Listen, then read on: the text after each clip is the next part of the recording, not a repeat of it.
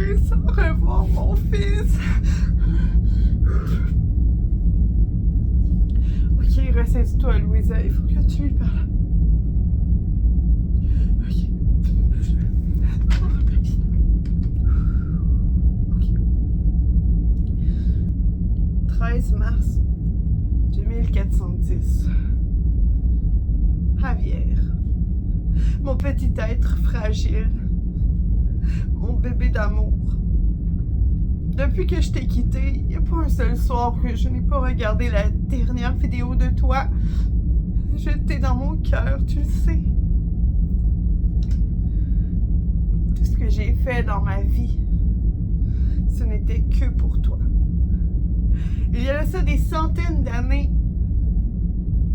Tu n'aurais certainement pas survécu, pas même à ta naissance. Mais aujourd'hui, la technologie nous l'a permis.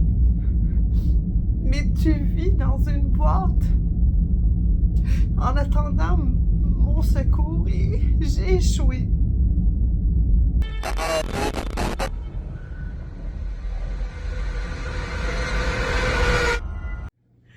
Salut tout le monde, ici La Folle pour un résumé de partie pour la game de Mothership avec comme maître Pilule Rouge. Alors pour cette session, remplie d'émotions, vous venez de voir une Louisa qui a complètement flanché sous la pression. Vous venez de voir une Louisa qui atteint d'un certain virus, d'une certaine infection. Elle croyait, dur comme fer, qu'elle allait mourir là, dans les heures qui suivaient. Et son but, à mon personnage, étant de trouver à travers l'espace un remède pour la maladie immunosupprimée de son fils qui est cloîtré dans le fond dans un lit d'hôpital, séquestré afin de ne pas être en contact avec aucune bactérie. Elle voulait trouver une solution à cette maladie, mais là, elle se sent complètement abattue. Aussi fiévreuse, elle a la difficulté à respirer, ça fait déjà quelques fois qu'elle vomit beaucoup de sang, puis elle a faim, elle a un mal qui la ronge de l'intérieur, et on dirait qu'elle se digère elle-même, ok? Et c'est ça, pour la première fois, cette femme qui est une militaire, une combattante, qui est très très très disciplinée, elle s'écroule d'émotions. Elle est enfermée dans sa chambre, dans le vaisseau spatial dans lequel elle est, afin de ne pas afin que les autres ne soient pas en contact avec elle pour attraper le virus qu'elle a eu. Vous voulez savoir comment? Je vous le dis à l'instant.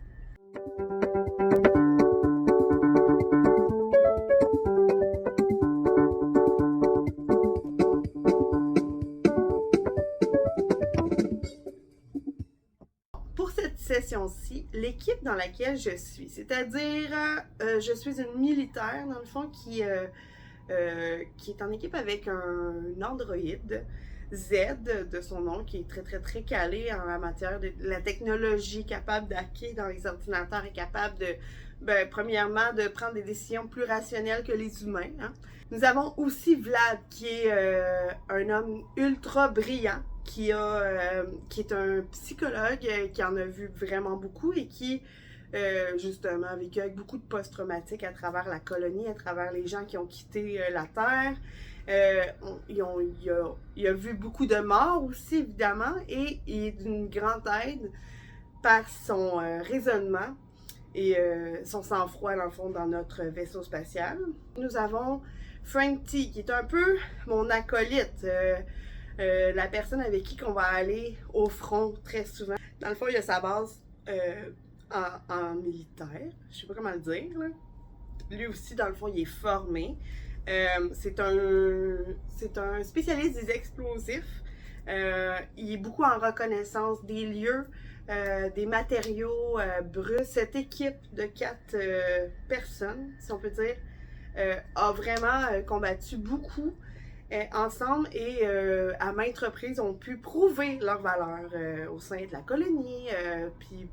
Puis voilà. Donc la mission qui leur a été proposée, c'est de quitter la colonie sur la planète où ils sont pour s'en aller vers Prospero Dream, qui est une espèce de ville. Il y a autour de 7-8 millions d'habitants, je crois. Mais tu sais, c'est un peu les lois de la jungle là-bas. C'est comme plutôt une île pirate qui tourne autour, qui orbite autour d'une planète, je présume.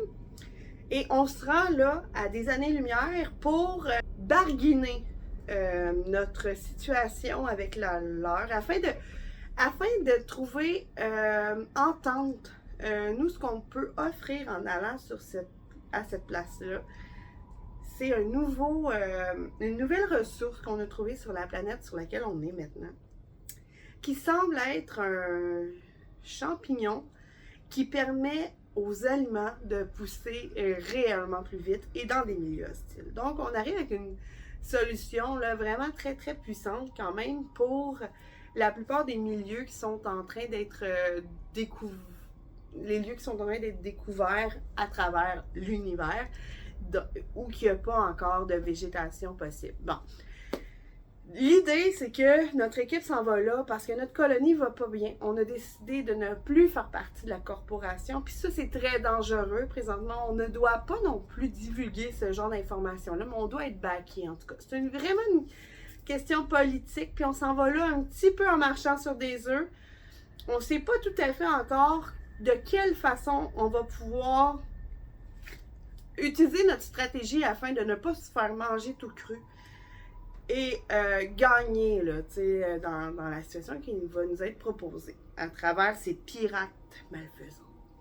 Alors, c'est quand même stressant. Bon, la façon que ça fonctionne, la technique qu'on est tous déjà bien au courant, c'est que quand on va rentrer dans le vaisseau, on va avoir une dizaine de jours, voire jusqu'à 15 jours, pour préparer notre voyage en hyper-sommeil. Pendant ce temps-là, évidemment, on va vivre le quotidien, on va jaser, on va sûrement avoir même quelques temps de loisirs, mais on va aussi préparer nos coques là, qui vont nous amener dans l'hyper-sommeil. Par contre, ben, on a Z, l'androïde, qui va rester dans le fond au volant du vaisseau, même s'il part en hyperespace, en vitesse supersonique, là, je ne sais pas trop comment le dire. Mais nous, c'est impossible qu'on puisse rester avec Z parce que notre cerveau ne peut pas accepter l'hypervitesse du vaisseau et on va sombrer dans la folie. Donc, c'est pas vraiment possible, là. Il suffit de quelques jours, quelques heures en dehors de notre coque ou qu'on serait en hypersommeil pour commencer à avoir des hallucinations, à paranoïer, puis... Donc, c'est ça. Donc, le plan est de rentrer en hypersommeil après 12-13 jours. Par contre, en partant de notre planète, nous sommes à peu près à 10 jours de vol. On est vraiment proche de devoir entrer en hypersommeil, donc on est dans les préparatifs, mais nous apercevons sur les radars un vaisseau qui orbite autour d'une planète pas très loin de notre trajectoire, finalement, qui ne nous demanderait pas un si gros détour d'aller vérifier si c'est des gentils, si c'est des méchants, si quoi que ce soit. Et là, deux choses s'offrent à nous. Soit que la curiosité l'emporte, on déroge un peu de notre trajectoire, qui plus est peut durer des années, donc en quoi une semaine ou deux changerait de quoi, tu sais. Ou bien on continue en se disant, ben, on a une mission, Prospero Dream, on doit remplir la mission. Tu sais. Et s'il y a de quoi, en revenant, on arrêtera voir si le vaisseau est toujours là. On décide que la curiosité l'emporte, on va faire un détour, on va aller vérifier c'est quoi ce vaisseau. Et plus on approche, plus que Z peut, à travers ces informations radar, ces informations radio, s'apercevoir que c'est un vaisseau qui ne semble pas actif, qui semble simplement être sur veille. Les systèmes à l'intérieur du vaisseau semblent fonctionner seulement pour que le vaisseau reste le minimum actif. Donc, est-ce qu'on leur envoie un message? Parce que si on leur envoie un message, c'est qu'eux pourront savoir qu'on est là. Ils pourraient nous attaquer advenant que ce ne sont pas des gentils. Ou est-ce qu'on se rend à eux? Reste que si on se rend à eux sans se présenter, sans leur parler par message, il n'y aura pas vraiment de différence. Ils peuvent quand même nous attaquer dès qu'ils vont nous avoir dans leur ligne de tir. Fait qu'on a décidé de prendre contact avec eux, ce qui nous permettait, en envoyant des ondes, savoir un peu plus d'informations. Donc, on s'aperçoit à travers les radars, à travers toute la technologie que notre vaisseau nous permet, qu'il n'y a aucune vie dans ce vaisseau-là. Donc, on s'est dit, on va aller, on va s'accoster au vaisseau, on va rentrer dans le vaisseau pour voir si c'est les raisons pour lesquelles il n'y a plus de vie dans ce vaisseau-là. Est-ce que c'est des gens qui se sont rendus sur la planète adjacente? Qu'est-ce qui se passe? Est-ce que c'est des gens qui ont été en danger? T'sais? Voilà. Alors, tout cette intro qui a duré quand même, disons-le, 10 minutes, et pour vous expliquer la session dans laquelle on a été. On est rendu à visiter un nouveau vaisseau et à s'apercevoir s'il y a des ressources, s'il y a des informations pertinentes pour nous. Et voilà. Comme de fait, les deux bras de l'équipage vont se rendre sur l'autre vaisseau, vont mettre leurs habits d'astronaute, puis on se rend à l'autre vaisseau. À travers les informations technologiques Z et Vlad, là, Vlad est à côté de Z évidemment, Z et Vlad vont pouvoir nous informer de la superficie du vaisseau, de la façon que c'est créé. C'est un peu comme le dessin architectural du vaisseau parce qu'on a des radars pour pouvoir le voir. Donc en rentrant là, on se rend compte que c'est vraiment vieux. Ça a au moins 50 ans, ce vaisseau-là, sans vie. On va voir des vêtements au sol. On va voir que beaucoup de choses ont été saccagées sans nécessairement... C'est plutôt comme si tout avait été ouvert, recherché, des choses qui ont été un peu brisées, mais il n'y a pas vraiment de signe de bataille. Il n'y a pas vraiment... Bref, on continue. On décide de prendre le couloir et à travers le couloir, on va voir des chambres. Donc, on va se partager les chambres, Frank et moi, afin de vérifier s'il y a des informations. Ce qu'on va trouver, c'est la chambre du capitaine ou qui détient un journal de bord. C'est moi, Louisa, qui va avoir trouvé ça. Ces informations-là vont s'en aller directement au cockpit pour que Vlad puisse les lire pendant qu'on est quand même ensemble par vidéo et son, là, évidemment. Moi, j'ai une vidéo ici gracieusement prêtée par Z. C'est très gentil. Merci, Z. Alors, fait que on va rassembler les informations qu'on peut avoir découvertes. De son côté, Frank va avoir découvert aussi beaucoup de paperasse. Des informations de laboratoire, de scientifiques. Donc, c'est toutes des informations intéressantes pour Vlad, le génie de la place, ainsi que Z, le génie de la place. Bon, c'est pas vraiment un honneur, là. Elle a décrit de même. Bon. Fait que, eux peuvent lire pendant que nous, on continue à chercher. Puis à travers nos recherches, ce qu'on sait, c'est que le capitaine est en train de virer fou, là, à un moment donné. Là. Moi, Louisa, là, je crois que c'est parce que il a dû pas entrer en hypersommeil au bon moment. Puis là, ça a trop duré, puis la paranoïa embarque. Il pense que tout l'équipage est conclu. Blablabla. On finit par se rendre au cockpit, où il y a, dans le fond, là, la vision sur l'univers et qu'il y a le système pour conduire, dans le fond, le vaisseau, là, le pilote et tout. Et ce qu'on s'aperçoit, c'est qu'en tournant la chaise, il y a un beau squelette avec une lance à travers. Donc, quelqu'un a été tué. La devanture, là, les commandes ont été saccagées complètement. Il est impossible de rentrer dans le système informatique à cet endroit-là. Je me souviens pas s'il y a d'autres informations là, dans cette zone-là. Bref, on sait que il est arrivé quelque chose de dramatique, finalement, dans ce vaisseau, il y a de cela nombre d'années. Voilà. Et par la suite, nous décidons de continuer notre aventure et on va trouver l'endroit, la chambre où il y a les... moi, j'arrive pas à trouver les termes, là, je m'en souviens jamais. Les lits, en tout cas, pour tomber en hyper sommeil avec une vitre par-dessus. Ce qu'on va y découvrir, c'est qu'il y a plusieurs lits, un à côté de l'autre, que la vitre, tout a été fermé, mais les vitres ont éclaté. Comme si, par l'intérieur ou l'extérieur, ça avait été brisé. Okay? Par la suite, il y en a un en mode veille là-bas. On voit le piton vert qui marche. Donc, il y a vraiment un lit d'hyper-sommeil qui fonctionne. Louisa va arriver proche de ce lit-là pour s'apercevoir qu'il y a un être humain à l'intérieur qui respire, qui vit. Pourtant, si on se rappelle bien, on avait vérifié s'il y avait de la vie puis il n'y avait pas de vie. Mais lorsqu'elle aperçoit la femme qui est à l'intérieur du lit, elle n'en peut plus.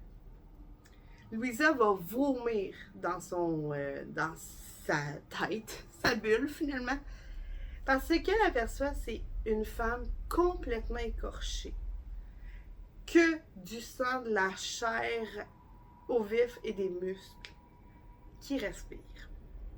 Donc, elle ne se sent pas bien. Par la suite, bon, Frank va venir à son aide parce que là, il s'est aperçu de la situation, elle l'a appelé. Et va lui apporter un autre, je sais pas c'est quoi, non, c'est un scaphandrier. J'espère que oui, sinon je l'air conne, là. Va lui apporter celui de Vlad, hein, qui ne sert pas puisqu'il est resté dans l'autre vaisseau. Donc, elle va se déshabiller, puis mettre l'autre, afin de respirer pas son vomi, évidemment. Ils vont continuer ensemble. Je pense qu'à ce moment-là, ils décideront de plus se quitter parce que là, ça commence à être du surnaturel, du improbable, en tout cas des choses qu'ils n'ont jamais vécues. Alors, par la suite, ils vont se rendre au fond du vaisseau, où il y a une espèce de zone avec un trou au sol avec une échelle pour y descendre. Par contre, à cet endroit-là, on va voir justement on va dire scaphandrier pour le reste pour le reste de la vidéo. On va voir le scaphandrier qui est au sol, comme si quelqu'un s'était dépêché de l'enlever. Par la suite, on va avoir des pistes du scaphandrier au trou dans le sol de sang.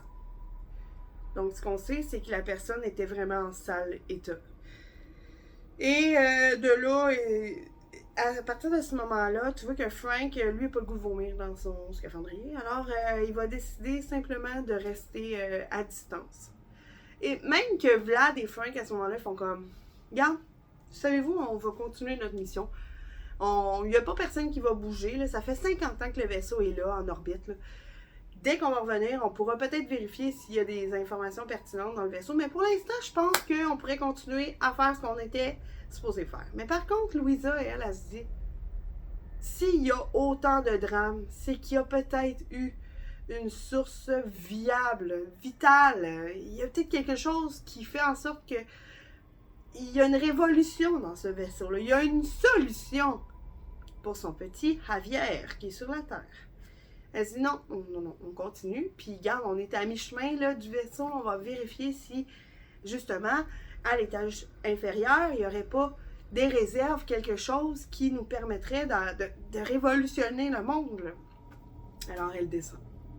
Elle descend à travers cette échelle qui est remplie de sang séché, évidemment. Puis, au bout de l'échelle, elle retrouve justement l'homme ou la femme qui devait avoir le sang là, qui a parcouru là, depuis. Parce que il y a vraiment un squelette affaissé au sol qui, dans un état lamentable, évidemment. Passer outre elle en a vu pire là, jusqu'à date. Là. Passer outre, elle va continuer puis s'apercevoir que c'est une pièce. Dans la pénombre, évidemment, il y a comme des lumières rouges qui peuvent flasher parce que le système est en veille. On entend des sons lourds, des sons de moteur, parce qu'au sous-sol, c'est sûr qu'on se trouve à être à l'endroit où il va y avoir le plus de machinerie, bref. Et elle veut continuer lorsque son regard se pose sur un autre être à côté au mur. Par contre, ça aurait dû être un squelette, évidemment. C'est quelqu'un sans vie. Mais ce n'est pas un squelette, c'est une momie. C'est un être momifié. Et pourquoi que son regard s'est arrêté sur lui? Parce que honnêtement, elle l'aurait peut-être pas vu si elle avait continué. On est dans la pénombre. C'est parce que il parle. Ce qu'elle entend, c'est aidez-moi. À ce moment-là, Louisa regarde, puis elle a beau regarder pendant 10 secondes, elle voit rien. Elle voit rien bouger sur l'être. Mais elle est capable de s'apercevoir justement que c'est une momie à côté au mur et il n'y a pas de... Ses lèvres ne bougent pas. Mais elle entend à répétition aidez-moi. Louisa approche de l'être et quand elle est à quelques, mettons 1 mètre de distance, elle s'aperçoit que l'être un peu en mouvement saccadé, mettons, va finir par lever son chandail comme ça pour montrer un visage qui est comme incrusté dans son ventre. Et c'est ce visage qui me crie « Aidez-moi! » Ouais. J'appelle Frank. Frank, il a peur, mais il descend, je pense. Il finit par descendre les escaliers, l'échelle pour venir à ma rencontre. Et au moment où que, je sais pas, je veux parler à la tête, là, tu sais, ce dernier, la momie, se lève tout en geste saccadé, puis s'aperçoit que Frank descend et fonce sur Frank, genre un vrai zombie qui veut attaquer. Frank remonte.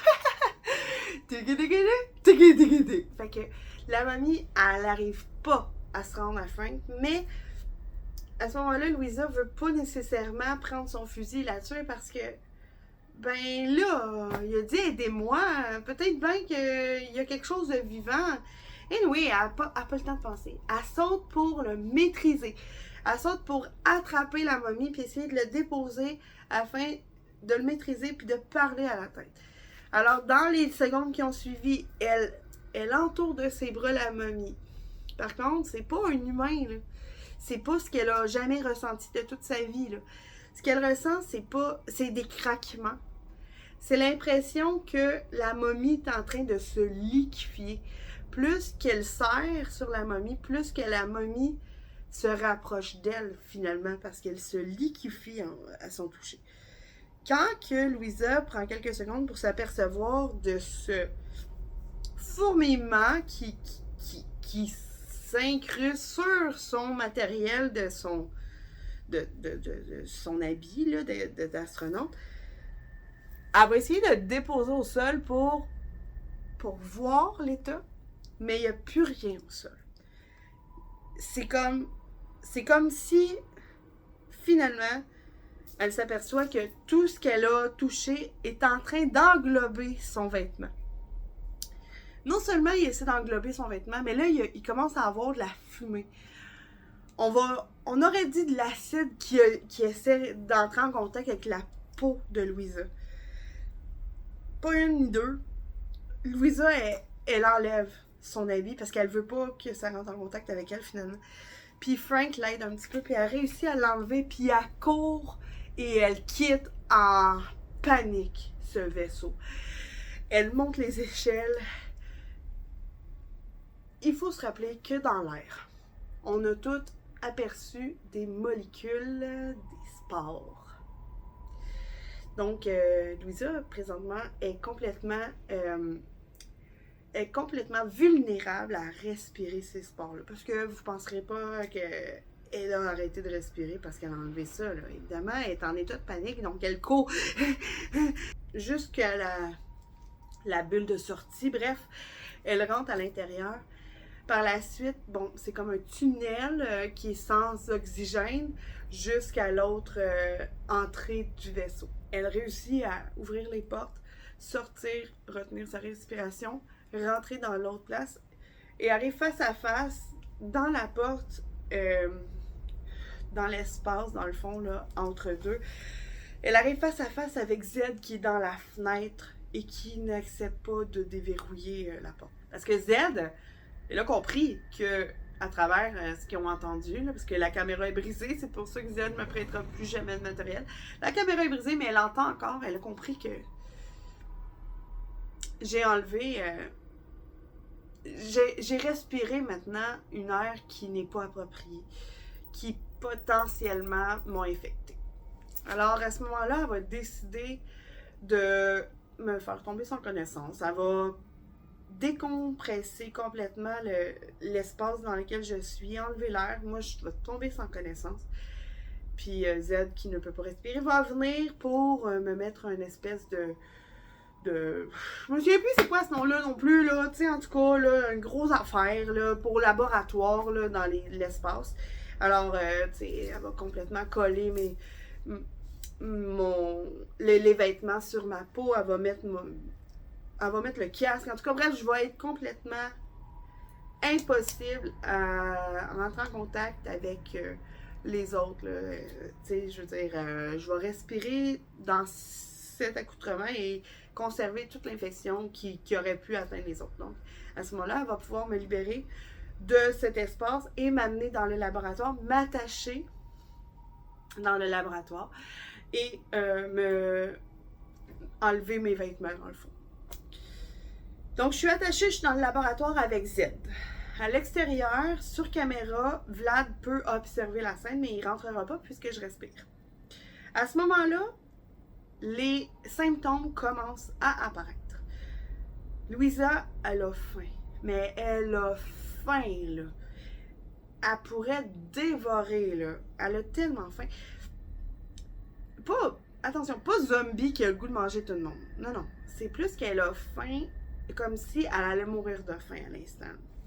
Elle demande maintes et maintes reprises qu'on la nourrisse parce qu'elle pense pas survivre à cette faim qui la dévore de l'intérieur. Bon. Et là, à ce moment-là, Z va lui donner quelques chips que Vlad a cachés dans le laboratoire. Mais elle n'a pas le goût de ça du tout. Elle a le goût de quoi de plus juteux, elle a le goût de quoi de plus organique. Que ce soit des légumes, que ce soit de la viande, elle a le goût de quoi d'organique. Puis elle sait pas si c'est les chips qu'elle a mangés, là, mais quelques minutes plus tard, elle vomit tout. Puis là, elle sent un peu mieux, reste qu'elle vient de vomir du sang, de la bile, puis tout le kit. Ça va pas. Elle a beaucoup de difficultés à respirer à ce moment-là aussi. C'est pendant que Vlad, Frank est de retour aussi, et Z discute de qu'adviendra-t-il de Louisa, qu'adviendra-t-il de la situation, qu'est-ce qu'on fait avec tout ça. Elle a respiré, elle est infectée. Louisa, elle a fait juste réfléchir. Premièrement, 90% de ses pensées se dirigent vers manger, mais elle commence à avoir une certaine détresse psychologique qui l'amène à croire qu'elle va mourir. Puis, c'est ça, éventuellement, elle va pas avoir quelques séquences de vomi, de respiration saccadée, probablement de gros frissons. Puis, elle va être amenée par Z dans sa chambre où qu'elle n'aura plus besoin d'être attachée à ce moment-là. Parce qu'elle croit faire ses dernières volontés en demandant à Z de pouvoir filmer une courte vidéo pour son fils et que celle-ci lui soit redirigée dès que la mort de Louisa aura été déclarée. Donc, elle tombe en mode épuisement. Elle croit mourir. Et c'est ce que vous avez vu en début de vidéo. Son état dépressif. Par la suite, enfermée dans cette pièce, elle va avoir plusieurs visions. Comme vous avez vu, c'est un mensonge, vous ne l'avez pas vu, mais vous allez voir la vidéo complète à la fin de cette chronique. À la fin, elle croit voir défiler sa vie parce qu'elle commence à avoir des souvenirs qu'elle a eus avec son fils.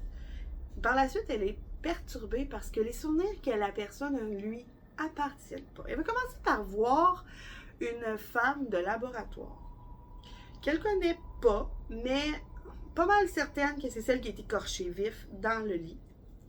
Et cette femme a l'air excitée de lui montrer à la personne, qui n'est pas Louisa, une boîte en verre avec, tu sais, là, la place pour mettre des mains, pour manipuler quoi que ce soit qui est qui n'est pas en contact avec nous. Bon, bref, dans un laboratoire.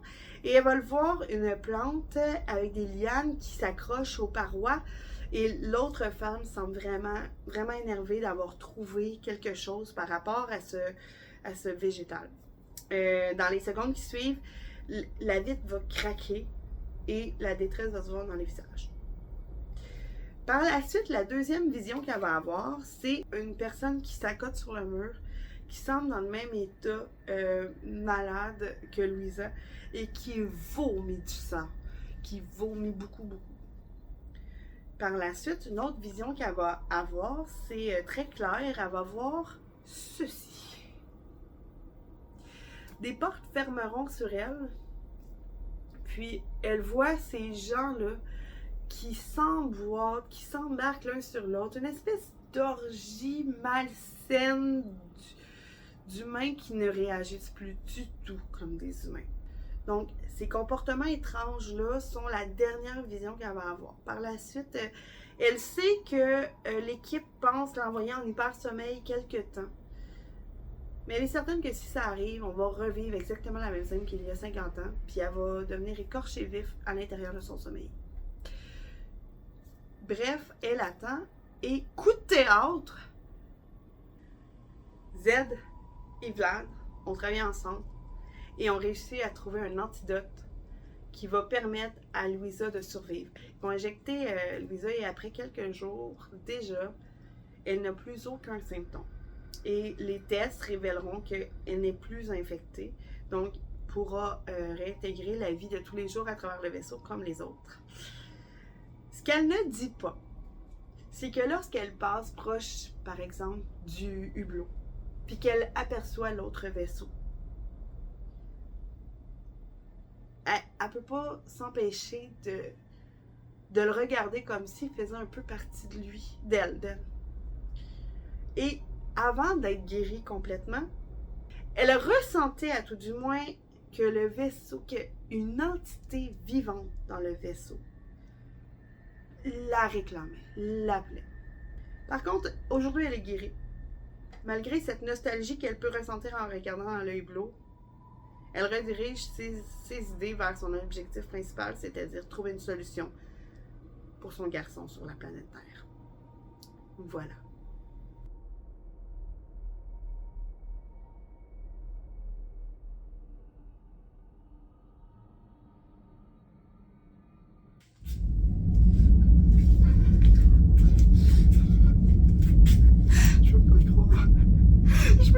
Je vais mourir sans revoir mon fils. Ok, ressaise-toi, Louisa. Il faut que tu lui parles.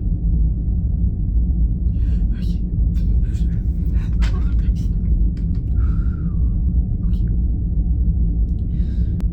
13 mars 2410. Javier.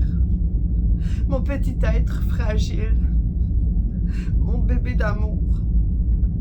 Depuis que je t'ai quitté, il n'y a pas un seul soir que je n'ai pas regardé la dernière vidéo de toi. Je t'ai dans mon cœur, tu le sais. Tout ce que j'ai fait dans ma vie, ce n'était que pour toi. Il y a de ça des centaines d'années. Tu n'aurais certainement pas survécu, pas même à ta naissance. Mais aujourd'hui, la technologie nous l'a permis. Mais tu vis dans une boîte. En attendant mon secours, et j'ai échoué. Je veux pas t'expliquer pourquoi. Ma curiosité, mon envie de trouver une solution pour toi, peu importe. J'ai échoué.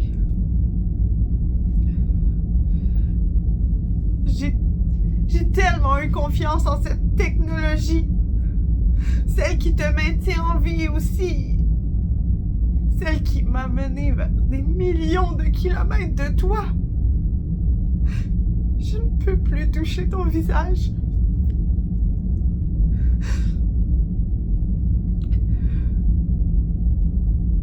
J'ai cru que la distance m'accorderait de trouver une solution. Une solution à cette maladie ne te permet que de vivre en cage sur cette planète que j'ai quittée. J'ai mal, mon fils. Il n'en m'en reste plus pour longtemps. J'ai si faim.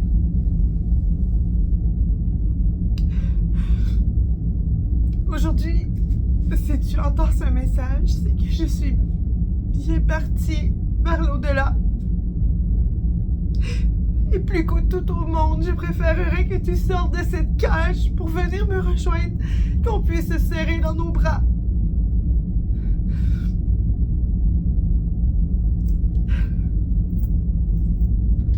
J'ai mal au cœur.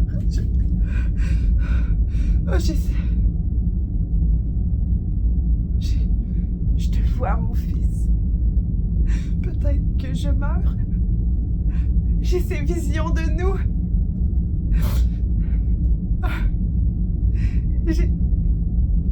Dans le temps que je te prenais dans mes bras et que tu étais bien plus fort que moi, tu es là.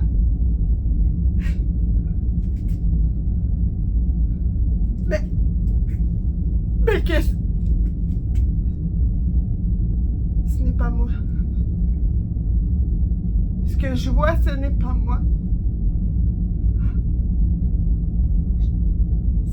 Cette vision appartient à ce qui a rentré en moi. Je vais retenir ce que je vois pour trouver une solution avant de partir.